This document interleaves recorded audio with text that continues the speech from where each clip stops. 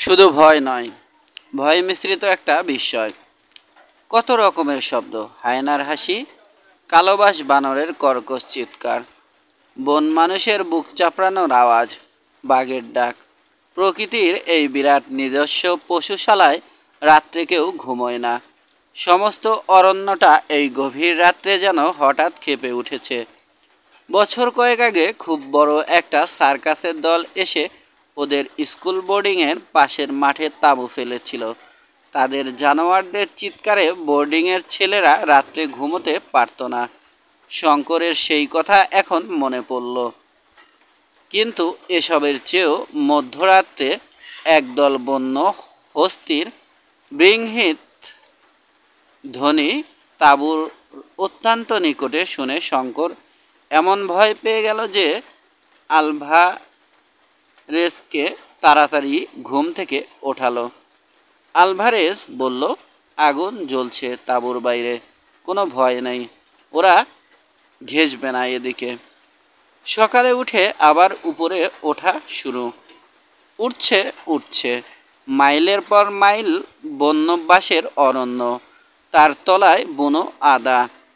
ওদের পথের 100 হাতের মধ্যে বাদিকের বাঁশবনের তলা দিয়ে একটা প্রকাণ্ড হস্তিজুত কচি বাঁশের কোর মরমর করে ভাঙতে ভাঙতে চলে গেল। 5000 ফুট উপরে কত কি বন্য পুষ্পের মেলা। টকটকে লাল ইরিথিনা প্রকাণ্ড গাছে ফুটেছে। পুষ্পিত ইপোমিয়া লতার ফুল দেখতে ঠিক বাংলাদেশের বনকলমি ফুলের মতো, কিন্তু রংটা অত গাঢ় বেগুনি নয়। সাদা ভেরোনিকা ঘন সুগন্ধে বাতাসকে ভারাক্রান্ত করেছে। বন্য কফির ফুল, রঙিন বেগুনিয়া। মেঘের রাজ্যে ফুলের বন, মাঝে মাঝে সাদা বেলুনের মতো মেঘপুঞ্জ গাছপালার মগডালে এসে আটকাচ্ছে, কখনো বা আরও নেমে এসে ভেরোনিকার বন ভিজিয়ে দিয়ে যাচ্ছে। 7500 ফুটের উপর থেকে বনের প্রকৃতি একেবারে বদলে গেল। এই পর্যন্ত উঠতে ওদের আরও 2 দিন লেগেছে। আর অসহ্য কষ্ট, কোমর পিঠ ভেঙে পড়ছে। এখানে বনানীর মূর্তি বড় অদ্ভুত। প্রত্যেক গাছের গুড়ি ও শাখা পোশাখা পুরো শ্যাওলায় আর আবৃত। প্রত্যেক ডাল থেকে শ্যাওলা ঝুলছে। সে শ্যাওলা কোথাও কোথাও এত লম্বা যে গাছ থেকে ঝুলে প্রায় মাটিতে এসে ঠেকবার মতো হয়েছে। বাতাসে সেগুলো আবার দোল খাচ্ছে। তার উপর কোথাও সূর্যের আলো নেই, সবসময়ই যেন গোধূলি। আর সবটা ঘিরে বিরাজ করছে এক অপার্থিব ধরনের নিস্তব্ধতা। বাতাস বইছে, তারও শব্দ নেই। পাখির কুজন নেই সে বনে। মানুষের গলার সুর নেই, কোনো জানোয়ারের ডাক নেই। যেন কোনো অন্ধকার নরকে দীর্ঘশ্বাস প্রেতের দলের মতো এসে সেদিন প্রেতের দলের মধ্যে এসে পড়েছে ওরা। সেদিন অপরাহ্নে যখন আলভারেজ তাঁবু ফেলে বিশ্রাম করবার হুকুম দিল, তখন তাঁবুর বাইরে বসে এক পাত্র কফি খেতে খেতে শঙ্করের মনে হলো, এ যেন সৃষ্টির আদিম যুগের আরণ্যায়নী পৃথিবীর উদ্ভিদ জগৎ যখন কোনো একটা সুনির্দিষ্ট রূপ ও আকৃতি গ্রহণ করেনি। যে যুগে পৃথিবীর বুকে বিরাট আকার সরীসৃপের দল জগৎজোড়া বন জঙ্গলের নিবিড় অন্ধকারে ঘুরে বেড়াতো, সৃষ্টির সেই অতীত প্রভাতে সে যেন কোনো জাদুমন্ত্রের বলে ফিরে গিয়েছে। সন্ধ্যার পরেই সমগ্র বনানী নিবিড় অন্ধকারে আবৃত হলো। তাঁবুর বাইরে ওরা আগুন করেছে। সেই আলোর মণ্ডলীর বাইরে আর কিছু দেখা যায় না। এবনের আশ্চর্য নিঃশব্দতা শঙ্করকে বিস্মিত করেছে। বনানীর সেই বিচিত্র নৈশ শব্দ এখানে স্তব্ধ কেন? আলভারেজ চিন্তিত মুখে ম্যাপ দেখছিল। বলল, শোনো শঙ্কর, একটা কথা ভাবছি। ৮,০০০ ফুট উঠলাম, কিন্তু এখনও পর্বতের সেই খাসটা পেলাম না, যেটা দিয়ে আমরা বেঞ্চ পার হয়ে ওপারে যাব। আর কত উপরে উঠব? যদি ধরো এই অংশে স্যাডলটা নাই থাকে। শঙ্করের মনেও এ খটকা যে না জেগেছে তা নয়। সে আজই উঠবার সময় মাঝে মাঝে ফিল্ড গ্লাস দিয়ে উপরের দিকে দেখবার চেষ্টা করেছে, কিন্তু ঘন মেঘে বা কুয়াশায় উপরের দিকটা সর্বদাই আবৃত থাকায় তার চেষ্টা ব্যর্থ হয়েছে। সত্যিই তো, তারা কত উঠবে আর? সমতল খাজ যদি না পাওয়া যায়, আবার নিচে নামতে হবে, আবার অন্য জায়গা বেয়ে উঠতে হবে। দফা সারা। সে বলল, ম্যাপে কি বলে? আলভারেজের মুখ দেখে মনে হলো ম্যাপের উপর সে আস্থা হারিয়েছে। বলল, এ ম্যাপ অত খুঁটিনাটি ভাবে তৈরি নয়। এ পর্বতে উঠেছে কে যে ম্যাপ তৈরি হবে? এ পর্বতে উঠেছে কে যে ম্যাপ তৈরি হবে? এই যে দেখছো, একখানা সার ফিলিপো ডি ফিলিপির তৈরি ম্যাপ, যিনি পর্তুগিজ পশ্চিম আফ্রিকার ফার্ডিনান্ডো পো শৃঙ্গে আরোহণ করে খুব নাম করেন এবং বছর কয়েক আগে বিখ্যাত পর্বত আরোহণকারী পর্যটক ডিউক অফ অ্যাব্রংসির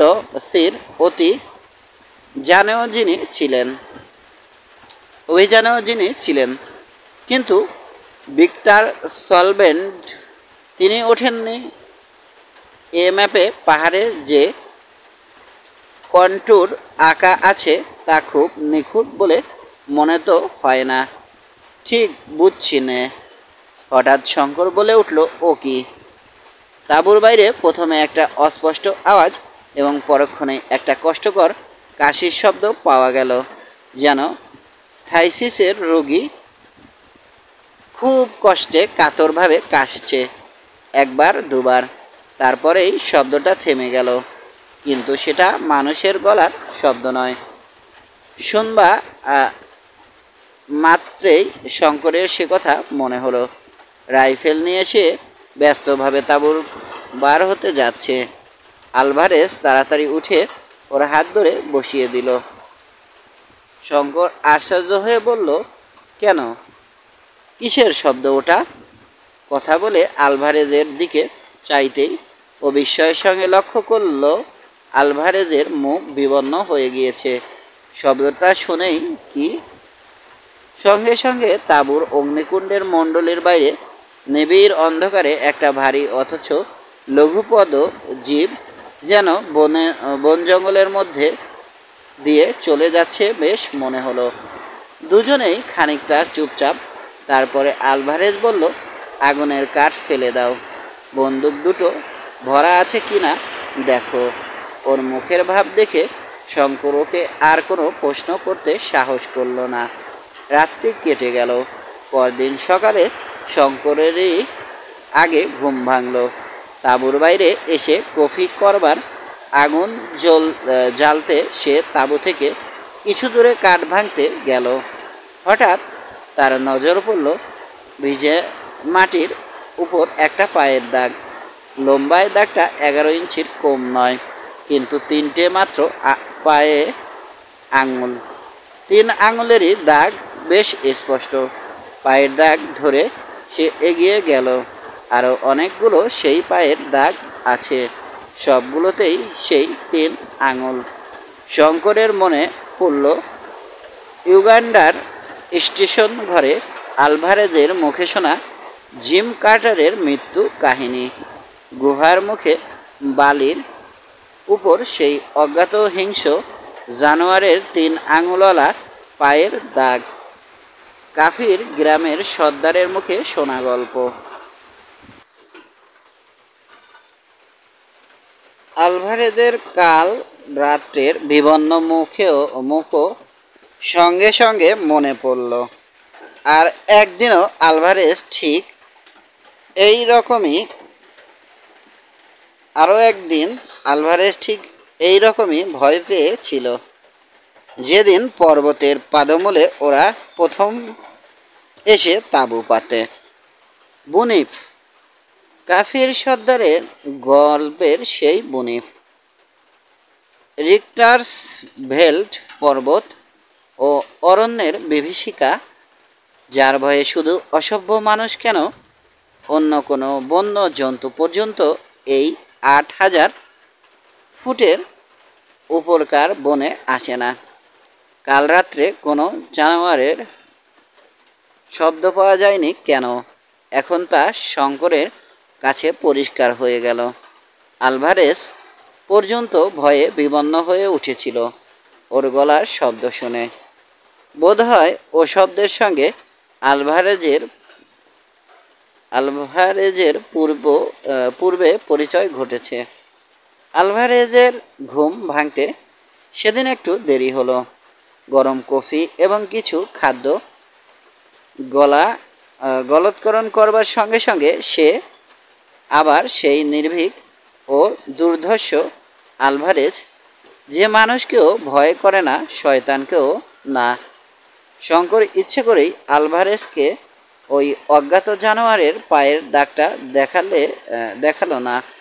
কি জানি, যদি আলভারেজ বলে বসে, এখনও পাহাড়ের স্যাডল পাওয়া গেল না, তবে নেমে যাওয়া যাক।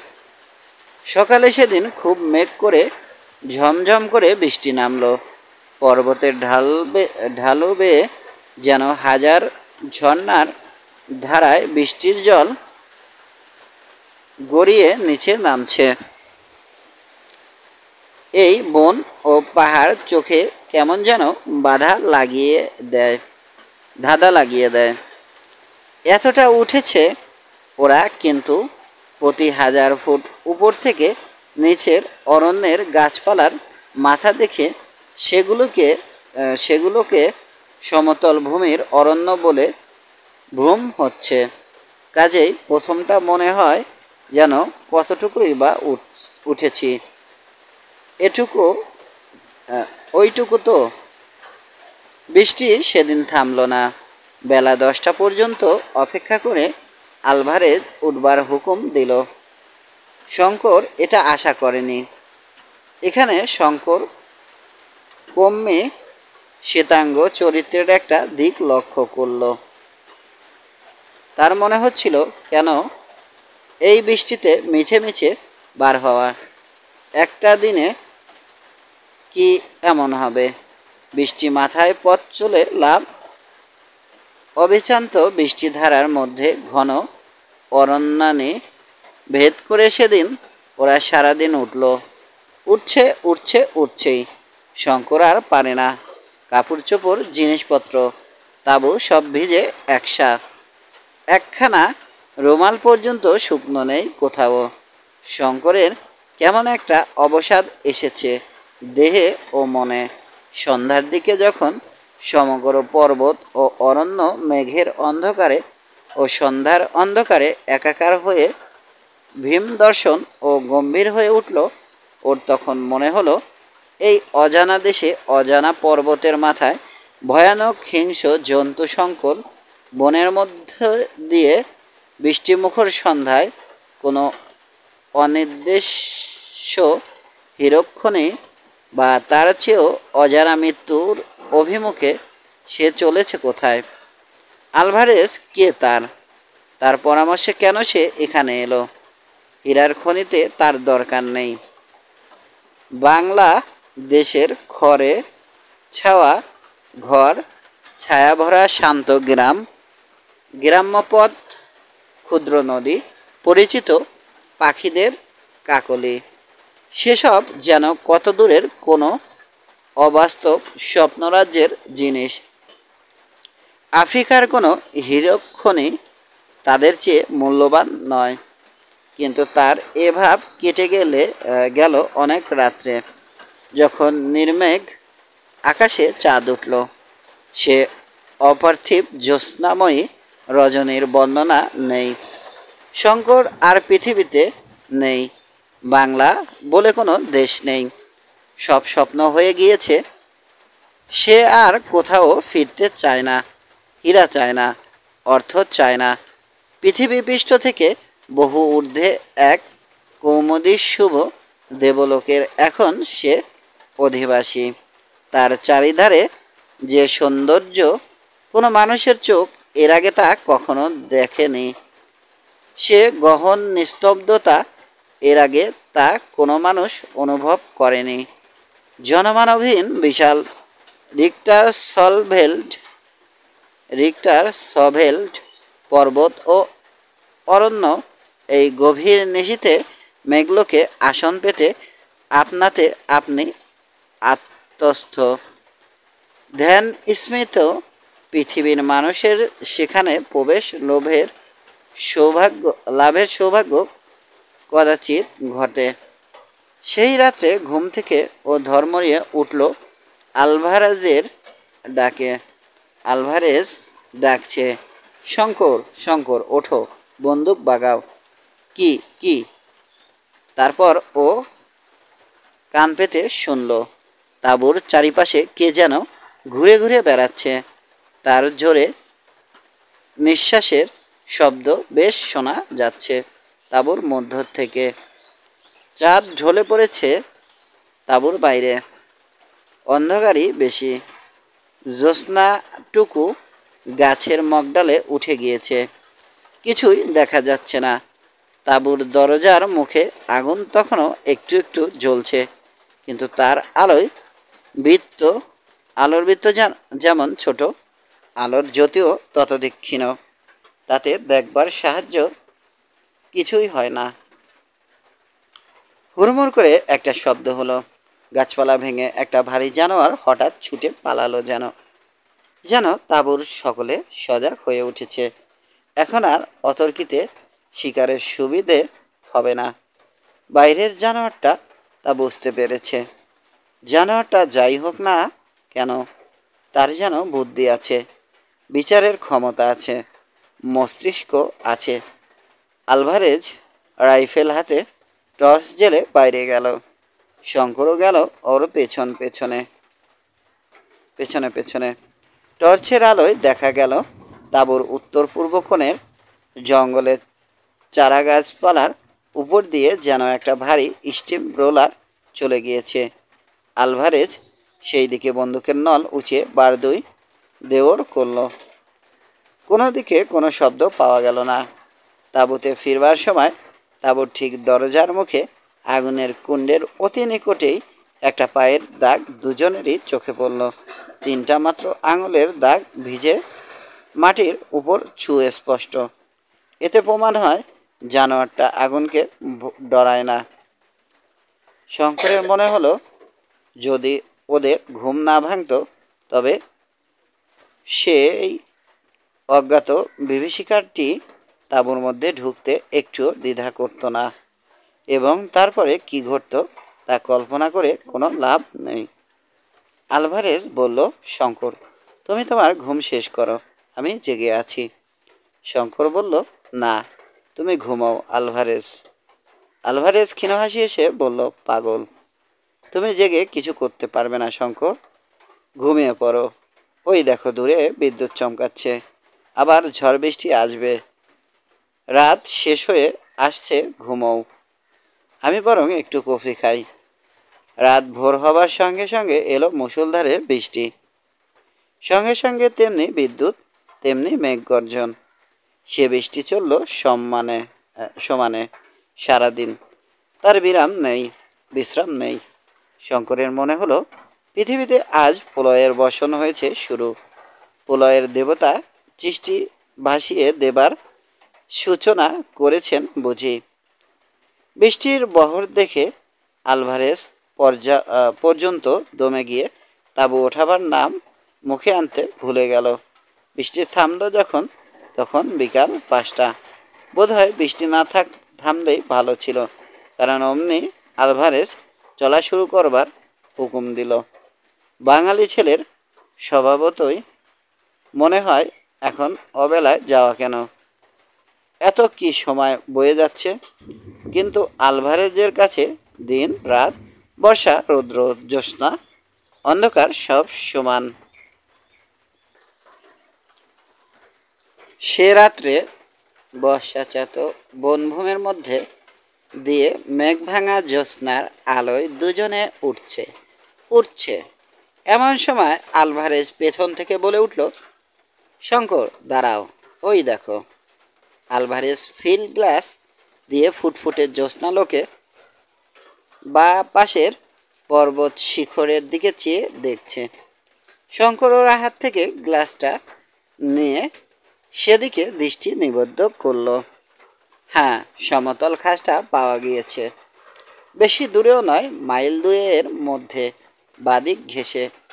আলভারেজ হাসি মুখে বলল, দেখেছ স্যান্ডেলটা স্যাডেলটা থামবার দরকার নেই, চলো আজ রাতেই স্যাডেলের উপর পৌঁছে তাঁবু ফেলব। শঙ্কর আর সত্যি পারছে না। এ দুর্ধর্ষ পর্তুগিজ তার সঙ্গে হীরার সন্ধানে এসে সে কি ঝকমারি না করেছে। শঙ্কর জানে অভিযানের নিয়ম অনুযায়ী দলপতির হুকুমের উপর কোনো কথা বলতে নেই। এখানে আলভারেজই দলপতি, তার আদেশ অমান্য করা চলবে না। কোথাও আইনে লিপিবদ্ধ না থাকলেও পৃথিবীর ইতিহাসের বড় বড় অভিযানে সবাই এই নিয়ম মেনে চলে, সেও মানবে। অবিশ্রান্ত হাঁটবার পরে সূর্যোদয়ের সঙ্গে সঙ্গে ওরা এসে স্যাডলে যখন উঠল, শঙ্করের তখন আর এক পাও চলবার শক্তি নেই। স্যাডলটার বিস্তৃতি 3 মাইলের কম নয়, কখনো বা 200 ফুট খাড়া উঠছে, কখনো বা 400-500 ফুট নেমে গেল 1 মাইলের মধ্যে। সুতরাং বেশ দুরারোহ, যতটুকু সমতল ততটুকু শুধুই বড় বড় বনস্পতির জঙ্গল, ইরিথিনা, পেনসিনিয়া, বিঠা গাছ, বাঁশ, বন্য আদা, বিচিত্র বর্ণের অর্কিডের ফুল ডালে ডালে, বেবুন ও কলবাস বানর সর্বত্র। আরও 2 দিন ধরে ক্রমাগত নামতে নামতে ওরা রিক্টার সভেল্ড পর্বতের আসল রেঞ্জের ওপারের উপত্যকায় গিয়ে পদার্পণ করল। শঙ্করের মনে হলো এদিকে জঙ্গল যেন আরও বেশি দুর্ভেদ্য ও বিচিত্র। আটলান্টিক মহাসাগরের দিক থেকে সমুদ্র বাষ্প উঠে কতক ধাক্কা খায় পশ্চিম আফ্রিকার ক্যামেরুন পর্বতে, বাকিটা আটকায় বিশাল রিক্টার সভেল্ডের দক্ষিণ সানুতে। সুতরাং বৃষ্টি এখানে হয় অজস্র, গাছপালার তেজও তেমনি। দিন 15 ধরে সে বিরাট অরণ্য কীর্ণ উপত্যকার সর্বত্র দুজনে মিলে খুঁজেও আলভারেজ বর্ণিত পাহাড়ি নদীটার কোনো ঠিকানা বের করতে পারল না। ছোটোখাটো ঝর্ণা 2-1টা উপত্যকার উপর দিয়ে বইছে বটে, কিন্তু আলভারেজ কেবলই ঘাড় নাড়ে আর বলে, এসব নয়। শঙ্কর বলে, তোমার ম্যাপ দেখো না ভালো করে। কিন্তু এখন দেখা যাচ্ছে যে আলভারেজের ম্যাপের কোনো নিশ্চয়তা নেই। আলভারেজ বলে, ম্যাপ কি হবে? আমার মনে গভীরভাবে আঁকা আছে সে নদী ও সে উপত্যকার ছবি। সে একবার দেখতে পেলেই তখনই চিনে নেব। এ সে জায়গায় নয়, এ উপত্যকা সে উপত্যকায় নয়। নিরুপায়, খোঁজো তবে। 1 মাস কেটে গেল। পশ্চিম আফ্রিকায় বর্ষা নামল মার্চ মাসের প্রথমে। সে কি ভয়ানক বর্ষা! শঙ্কর তার কিছু নমুনা পেয়ে এসেছে রিক্টার সভেল্ডে পার হবার সময়ে। উপত্যকা ভেসে গেল পাহাড় থেকে নামা বড় বড় পার্বত্য ঝর্ণার জলধারায়। তাঁবু ফেলবার স্থান নেই, এক রাতে হঠাৎ অতিবর্ষণের ফলে ওদের তাঁবুর সামনের একটা নিরীহ ক্ষীণকায়া ঝর্ণা ধারা ভীমমূর্তি ধারণ করে ওদের শুদ্ধ ভাসিয়ে নিয়ে যাবার জোগাড় করেছিল। আলভারেজের সজাগ ঘুমের জন্যে সে যাত্রা বিপদ কেটে গেল। কিন্তু দিন যায় তো ক্ষণ যায় না। শঙ্কর একদিন ঘোর বিপদে পড়ল জঙ্গলের মধ্যে। সে বিপদটাও বড় অদ্ভুত ধরনের। সেদিন আলভারেজ তাঁবুতে তার নিজের রাইফেল পরিষ্কার করছিল। সেটা শেষ করে রান্না করবে কথা ছিল। শঙ্কর রাইফেল হাতে বনের মধ্যে শিকারের সন্ধানে বের হয়েছে। আলভারেজ বলে দিয়েছে তাকে এ বনে খুব সতর্ক হয়ে সাবধানে চলাফেরা করতে, আর বন্দুকের ম্যাগাজিনে সব সময় যেন কার্টিজ ভরা থাকে।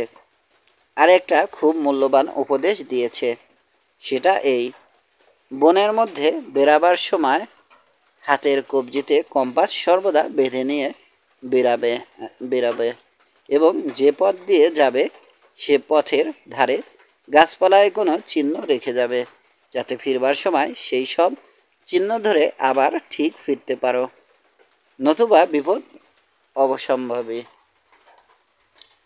একদিন শঙ্কর স্প্রিংবক হরিণের সন্ধানে গভীর বনে চলে গিয়েছে। সকালে বেরিয়েছিল, ঘুরে ঘুরে বড় ক্লান্ত হয়ে পড়ে এক জায়গায় একটা বড় গাছের তলায় সে একটু বিশ্রামের জন্য বসল।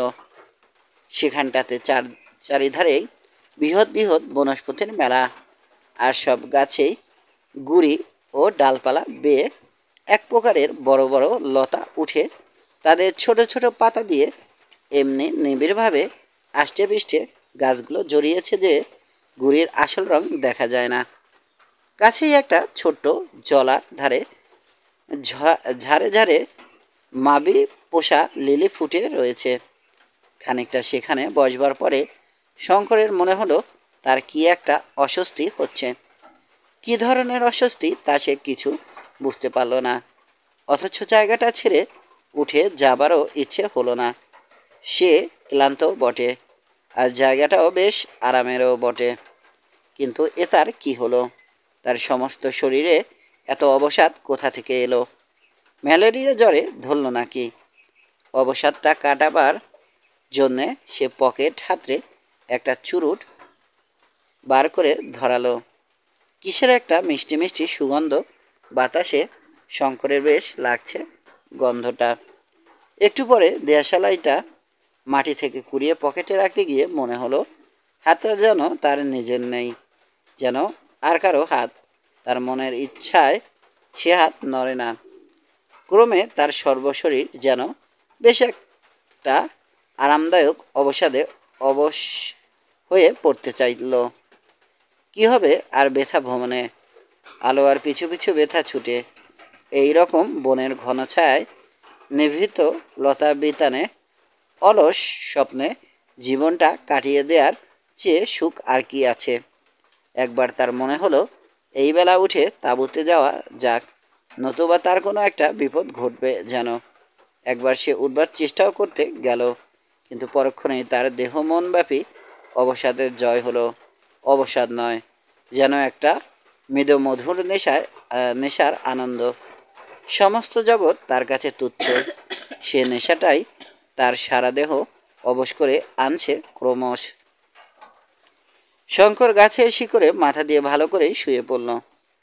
বড় বড় কটনউড গাছের ডালে শাখায় আলো আর রেখা বড় অস্পষ্ট।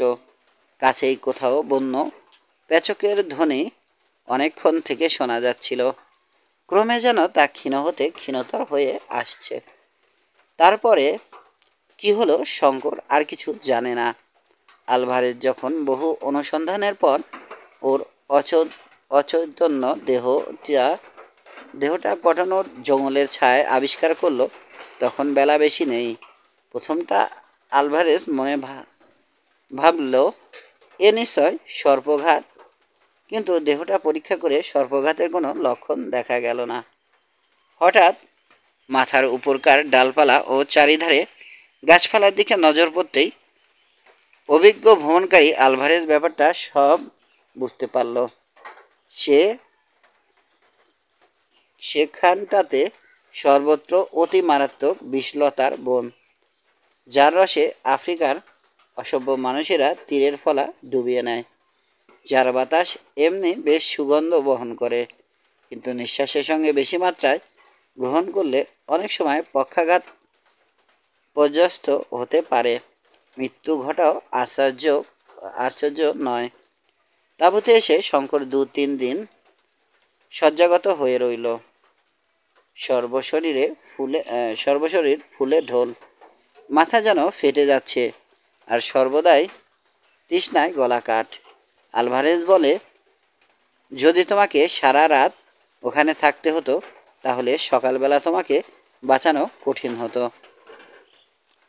একদিন একটা ঝর্ণার জলধারার বালুময় তীরে শঙ্কর হলদে রঙের কি দেখতে পেল। আলভারেজ পাকা প্রসপেক্টর, শেষে বালি ধুয়ে সোনা রেণু বার করলো, কিন্তু তাতে সে বিশেষ উৎসাহিত হলো না। সোনার পরিমাণ এত কম যে মজুরি পোছাবে না। 1 টন বালি ধুয়ে আউন্স 3 সোনা পাওয়া হয়তো যেতে পারে। শঙ্কর বলল, বসে থেকে লাভ কি? তবু যা সোনা পাওয়া যায় 3 আউন্স সোনার দামও তো কম নয়। সে যেটাকে অত্যন্ত অদ্ভুত জিনিস বলে মনে করেছে, অভিজ্ঞ প্রসপেক্টর আলভারেজের কাছে সেটা কিছুই নয়। তাছাড়া শঙ্করের মজুরির ধারণার সঙ্গে আলভারেজের মজুরির ধারণা মিল খায় না। শেষ পর্যন্ত ও কাজ শঙ্করকে ছেড়ে দিতে হলো। ইতিমধ্যে ওরা মাসখানেক ধরে জঙ্গলের নানা অঞ্চলে বেড়ালো। আজ এখানে 2 দিন তাঁবু পাতে, সেখান থেকে আর এক জায়গায় উঠে যায়, সেখানে কিছুদিন তন্ন তন্ন করে চারিধার দেখবার পরে আর এক জায়গায় উঠে যায়। সেদিন অরণ্যের একটা স্থানে ওরা নতুন পৌঁছে তাঁবু পেতেছে। শঙ্কর বন্দুক নিয়ে 2-1 পাখি শিকার করে সন্ধ্যায় তাঁবুতে ফিরে এসে দেখল আলভারেজ বসে চুরুট টানছে। তার মুখ দেখে মনে হলো সে উদ্বিগ্ন ও চিন্তিত। শঙ্কর বলল, আমি বলি আলভারেজ, তুমি যখন বার করতে পারলে না তখন চলো ফিরি। আলভারেজ বলল, নদীটা তো উড়ে যায়নি। এই বন পর্বতের কোনো না কোনো অঞ্চলে সেটা নিশ্চয় আছে, তবে আমরা বার করতে পারছি না কেন? আমাদের খোঁজা ঠিকমতো হচ্ছে না। বলো কি আলভারেজ, 6 মাস ধরে জঙ্গলে চষে বেড়াচ্ছি, আবার কাকে খোঁজা বলে? আলভারেজ গম্ভীর মুখে বলল, কিন্তু মুশকিল হয়েছে কোথায় জানো শঙ্কর? তোমাকে এখনো কথাটা বলিনি, শুনলে হয়তো খুব দমে যাবে বা ভয় পাবে। আচ্ছা, তোমাকে একটা জিনিস দেখাই, এসো আমার সঙ্গে। শঙ্কর অধীর আগ্রহ ও কৌতূহলের সঙ্গে ওর পেছনে পেছনে চলল। ব্যাপারটা কি? আলভারেজ একটু দূরে গিয়ে একটা বড় গাছের তলায় দাঁড়িয়ে বলল, শঙ্কর, আমরা আজই এখানে এসে তাঁবু পেতেছি, ঠিক না? ঠিক তো? শঙ্কর অবাক হয়ে বলল, এ কথার মানে কি? আজই তো এখানে এসেছি না, আবার কবে এসেছি? আচ্ছা, এই গাছের গুড়ির কাছে সরে এসো, এসে দেখো তো। শঙ্কর এগিয়ে গিয়ে দেখল গুড়ির নরম ছাদ ছুরি দিয়ে কুদে কে ডি এ লিখে রেখেছে, কিন্তু লেখাটা টাটকা নয়, অন্তত মাসখানেকের পুরনো। শঙ্কর ব্যাপারটা কিছু বুঝতে পারল না, আলভারেজের মুখের দিকে চেয়ে রইল। আলভারেজ বলল, বুঝতে পারলে না? এই গাছে আমি মাসখানেক আগে আমার নামের অক্ষর দুটো খুদে রাখি। আমার মনে একটু সন্দেহ হয় তুমি তো বুঝতে পারো না, তোমার কাছে সব বনই সমান। এর মানে এখন বুঝেছ? আমরা চক্র আকারে বনের মধ্যে ঘুরছি। এসব জায়গায় যখন এরকম হয় তখন তা থেকে উদ্ধার পাওয়া বেজায় শক্ত। এতক্ষণে শঙ্কর বুঝলো ব্যাপারটা। বলল, তুমি বলতে চাও মাসখানেক আগে আমরা এখানে এসেছিলাম? ঠিক তাই। বড় অরণ্যে বা মরুভূমিতে এই বিপদ ঘটে, একে বলে ডেথ সার্কেল। আমার মনে মাসখানেক আগে প্রথমে সন্দেহ হয় যে হয়তো আমরা ডেথ সার্কেলে পড়েছি। সেটা পরীক্ষা করে দেখবার জন্যই গাছের ছালে ওই অক্ষর কুঁদে রাখি। আজ বনের মধ্যে বেড়াতে হঠাৎ চোখে পড়ল। শঙ্কর বলল, আমাদের কম্পাসের কি হলো? কম্পাস থাকতে দিকভুল হচ্ছে কিভাবে রোজ রোজ? আলভারেজ বলল, আমার মনে হয় কম্পাস খারাপ হয়ে গিয়েছে। রিক্টার সভেল্ট পার হবার সময় সেই যে ভয়ানক ঝড় ও বিদ্যুৎ হয়, তাতেই কিভাবে ওর চৌম্বক শক্তি নষ্ট হয়ে গিয়েছে। তাহলে আমাদের কম্পাস এখন অকেজো? আমার তাই ধারণা। শঙ্কর দেখল অবস্থা নিতান্ত মন্দ নয়। ম্যাপ ভুল, কম্পাস অকেজো, তার উপর ওরা পড়েছে এক ভীষণ দুর্গম গহীন অরণ্যের মাঝে বিষম মরণ ঘূর্ণিতে। জনমানুষ নেই, খাবার নেই, জল নেই বললেই হয়, কারণ সেখানকার জল যখন পানের উপযুক্ত নয়। থাকার মধ্যে আছে এক ভীষণ অজ্ঞাত মৃত্যুর ভয়। জিম কাটার এই অভিশপ্ত অরণ্যের মধ্যে রত্নের লোভে এসে প্রাণ দিয়েছিল। এখানে কারো মঙ্গল হবে বলে মনে হয় না। আলভারেজ কিন্তু দমে যাওয়ার পাত্রই নয়। সে দিনের পর দিন চলল বনের মধ্যে দিয়ে। বনের কোনো কুলকিনারা পায় না শঙ্কর।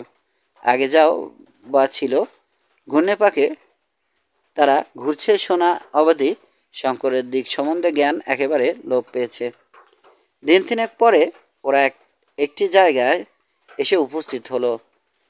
সেখানে রিক্টার ভেল্ডের একটি শাখা আসল পর্বতমালার সঙ্গে সমকোণ করে উত্তর দিকে লম্বালম্বি হয়ে আছে। খুব কম হলেও সেটা 4000 ফুট উঁচু। আরও পশ্চিম দিকে একটা খুব উঁচু পর্বতচূড়া ঘন মেঘের আড়ালে লুকোচুরি খেলছে। দুই পাহাড়ের মধ্যেকার উপত্যকা 3 মাইল বিস্তীর্ণ হবে এবং এই উপত্যকা খুব ঘন জঙ্গলে ভরা।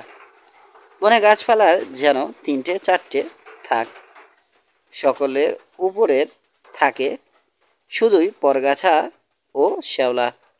মাঝের থাকে ছোট বড় বনস্পতির ভিড়।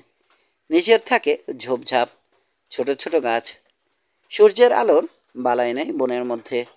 আলভারেজ বনের মধ্যে না ঢুকে বনের ধারেই তাঁবু ফেলতে বলল। সন্ধ্যার সময় ওরা কফি খেতে খেতে পরামর্শ করতে বসলো যে এখন কি করা যাবে। খাবার একদম ফুরিয়েছে, চিনি অনেক দিন থেকেই নেই। সম্প্রতি দেখা যাচ্ছে আর 2-1 দিন পরে কফিও শেষ হবে। সামান্য কিছু ময়দা এখনও আছে, কিন্তু কিন্তু আর কিছুই নেই। ময়দা এই জন্যে আছে যে ওরা ও জিনিসটা কালে ভদ্রে ব্যবহার করে।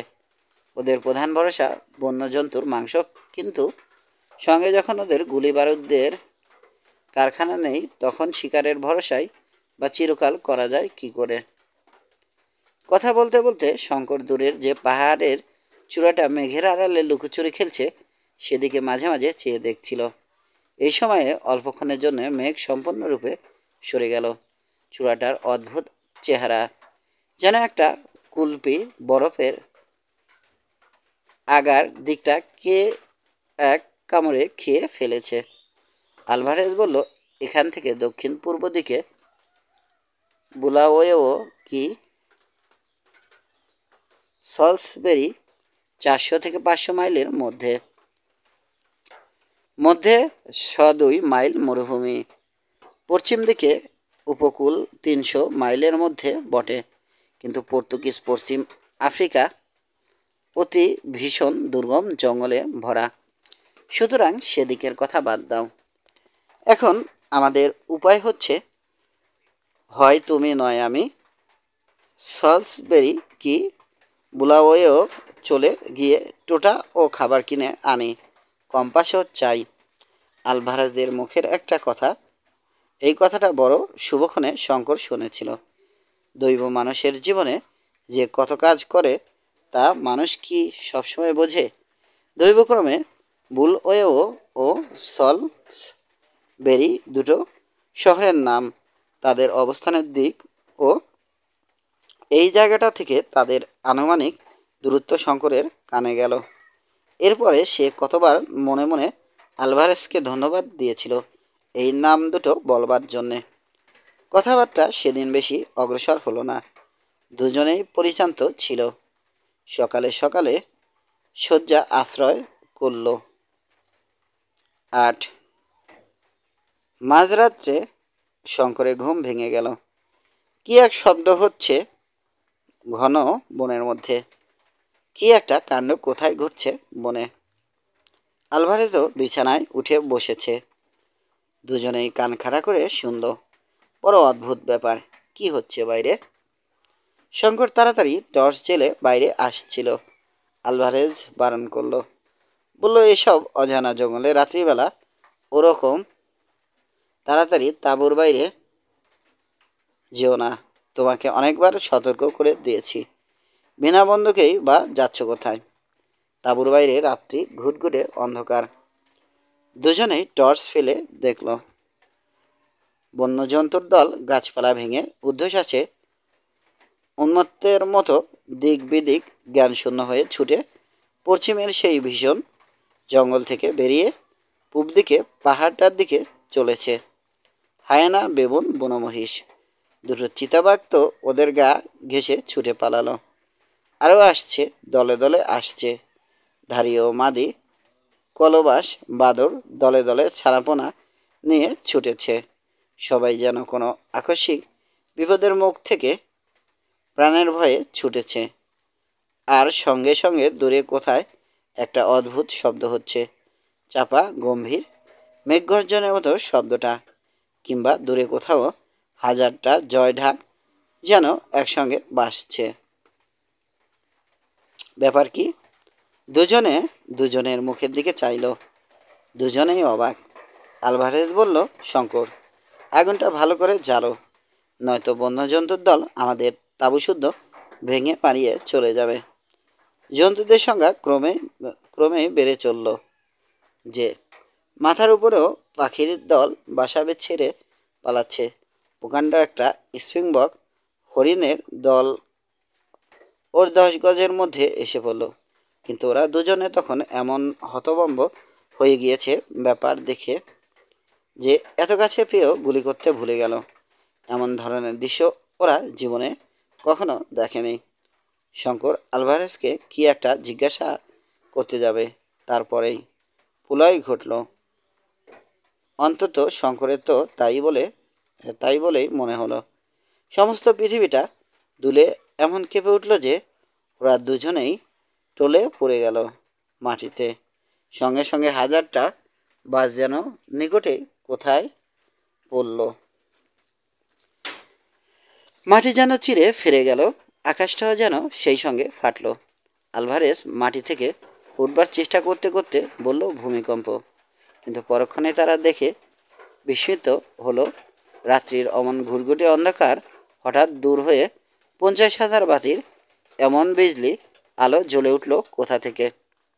তারপর তাদের নজর পড়ল দূরের সেই পাহাড়ের চূড়াটার দিকে। সেখানে যেন একটা প্রকাণ্ড অগ্নিলীলা শুরু হয়েছে। রাঙা হয়ে উঠেছে সমস্ত দিগন্ত সেই প্রলয়ের আলোয়।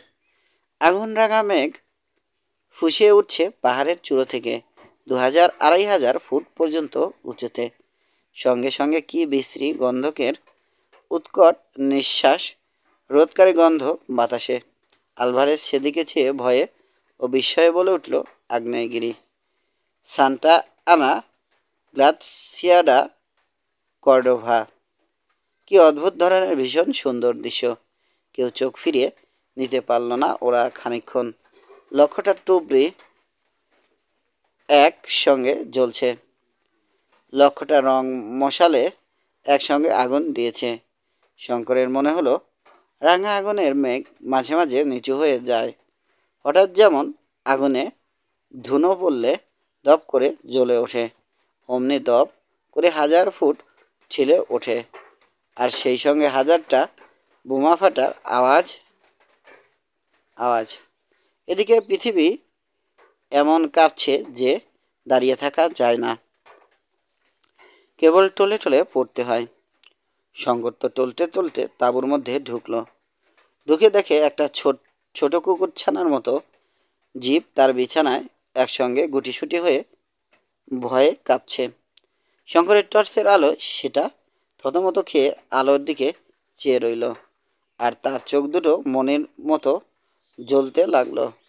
আলভারেজ তাঁবুতে ঢুকে দেখে বলল, নেকড়ে বাঘের ছানা, রেখে দাও।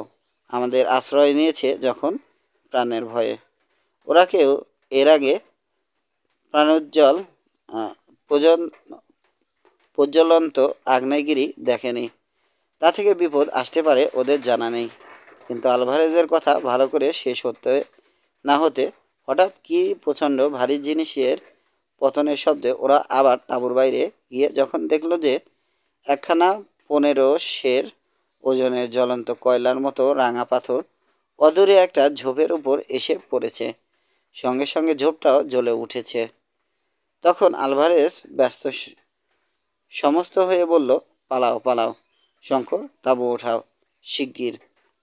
ওরা তাঁবু ওঠাতে ওঠাতে আরও 5খানা আগুনরাঙা জ্বলন্ত ভারী পাথর এদিকে ওদিকে সশব্দে পড়ল। নিঃশ্বাস তো এদিকে বন্ধ হয়ে আসে, এমনি ঘন গন্ধকের ধূপ বাতাসে ছড়িয়েছে। দৌড় দৌড় দৌড়। 2 ঘন্টা ধরে ওরা জিনিসপত্র কতক টেনে হিঁচড়ে কতক বয়ে নিয়ে পূব দিকের সেই পাহাড়ের নিচে গিয়ে পৌঁছল। সেখানে পর্যন্ত গন্ধকের গন্ধ বাতাসে। 8 ঘন্টা পরে সেখানেও পাথর পড়তে শুরু করলো। ওরা পাহাড়ের উপর উঠল। সেই ভীষণ জঙ্গল আর রাত্রির অন্ধকার ছিলে। ভোর যখন হলো তখন 2500 ফুট উঠে পাহাড়ের ঢালুতে বড় গাছের তলায় দুজনেই হাঁপাতে হাঁপাতে বসে পড়ল। সূর্য উঠবার সঙ্গে সঙ্গে অগ্নুপাতের সে ভীষণ সৌন্দর্য অনেকখানি কমে গেল, কিন্তু শব্দ ও পাথর পড়া যেন বাড়ল। এবার শুধু পাথর নয়, তার সঙ্গে খুব মিহি ধূসর বর্ণের ছাই আকাশ থেকে পড়ছে। গাছপালা লতাপাতার উপর দেখতে দেখতে পাতলা এক পুরু ছাই জমে গেল। সারাদিন সমানভাবে অগ্নিলীলা চলল। আবার রাত্রি এলো। নিম্নের উপত্যকা ভূমির অত বড় হেমলোক গাছের জঙ্গল দাবানলে ও প্রস্তর বর্ষণে সম্পূর্ণ নষ্ট হয়ে গেল। রাত্রিতে আবার সেই ভীষণ সৌন্দর্য। কত দূর পর্যন্ত বন ও আকাশ, কত দূরের দিগন্ত লাল হয়ে উঠেছে পর্বতের অগ্নিকার আগুনে। তখন পাথর পড়াটা একটু কেবল কমেছে, কিন্তু সেই রাঙা আগুন ভরা বাষ্পের মেঘ তখনও সেই রকমই দীপ্ত হয়ে উঠেছে। রাত দুপুরে পরে একটা বিরাট বিস্ফোরণের শব্দে ওদের তন্দা ছুটে গেল। ওরা সভয়ে চেয়ে দেখল, জ্বলন্ত পাহাড়ের চূড়ার মুন্ডটা উড়ে গিয়েছে। নিচের উপত্যকাকে ছাই, আগুন ও জ্বলন্ত পাথর ছড়িয়ে পড়ে অবশিষ্ট জঙ্গলটাকে ঢাকা দিল। আলভারেজ পাথরের ঘায়ে আহত হলো। ওদের তাঁবুর কাপড়ে আগুন ধরে গেল। পেছনের একটা উঁচু গাছের ডাল ভেঙে পড়ল পাথরের চোট খেয়ে। শঙ্কর ভাবছিল, এই জলহীন অরণ্য অঞ্চলে এত বড় একটা প্রাকৃতিক বিপর্যয় যে ঘটে গেল তা কেউ দেখতেও পেত না যদি তারা না থাকতো। সভ্যজগৎ জানেও না আফ্রিকার গহন অরণ্যে এ আগ্নেয়গিরির অস্তিত্ব। কেউ বললেও বিশ্বাস করবে না হয়তো।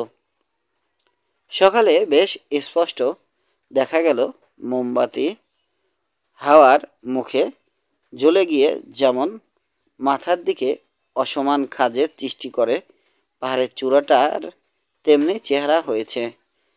কুলপি বরফটাকে ঠিক যেন কে আর একটা কামড় বসিয়েছে। আলভারেজ ম্যাপ দেখে বলল, এটা আগ্নেয়গিরি বলে ম্যাপে দেয়া নেই। সম্ভবত বহু বছর পরে এর প্রথম অগ্ন্যুৎপাত, কিন্তু এর যে নাম ম্যাপে দেয়া আছে তা খুব অর্থপূর্ণ। শঙ্কর বলল, কি নাম? আলভারেজ বলল, এর নাম লেখা আছে ওল্ড ডোনিও লেঙ্গাই। প্রাচীন জুলু ভাষায় এর মানে অগ্নিদেবের শয্যা। নামটা দেখে মনে হয় এ অঞ্চলের প্রাচীন লোকদের কাছে এ পাহাড়ের আগ্নেয় প্রকৃতি অজ্ঞাত ছিল না।